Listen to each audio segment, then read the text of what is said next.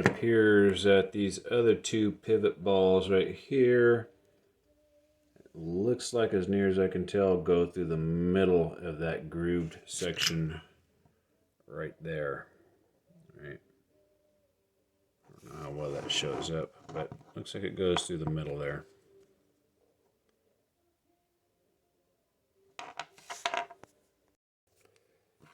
So it looks like I accidentally hit the stop button, so this is evidently part 2. I didn't know it. So part 2 of the B bag. So there is my finished steering mechanism, or part of it. Looks like the servo arm is going to connect to the one that sticks out right there. And then, fucking lighting, my gosh. And we got 2 others there for the wheels. So that's kind of what we built right there. Now we're going to attach it using that one screw right there, along with I'm guessing the one and only thin washer. And it gets on top of that plate, and then a 10mm screw goes right there. Okay, so here is our finished steering mechanism, like so. And it got the very thin washer down there in the bottom. Focus. You can barely see it there. And I put, again, a little bit of Loctite, except I put the Loctite, you can probably see a little bit of that blue color on the inside of this big nut right here, which is here.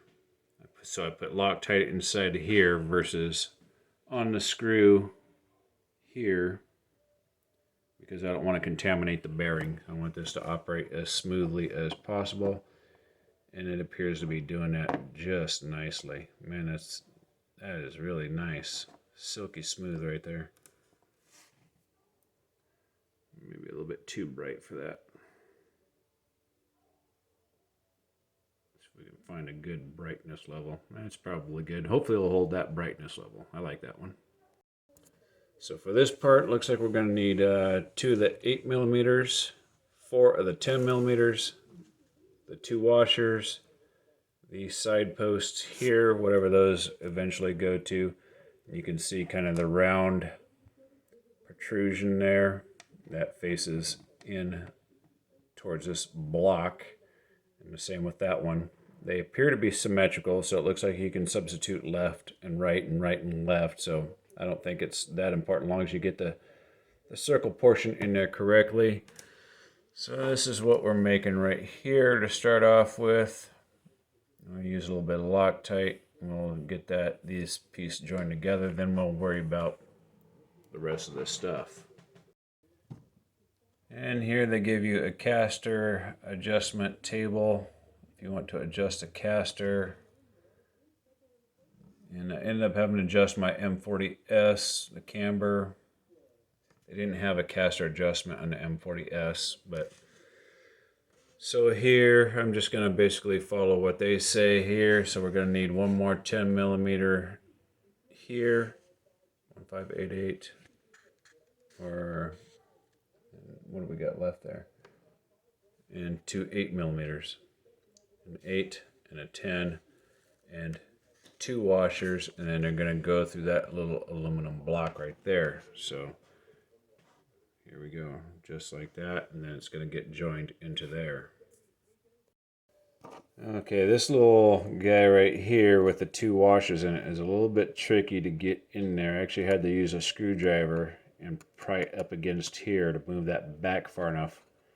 I did not use Loctite on this one because it looks like there's some adjustability in it, so I just finger tighted it just in case I have to change it somewhere down the line. For right now, I just finger tight only.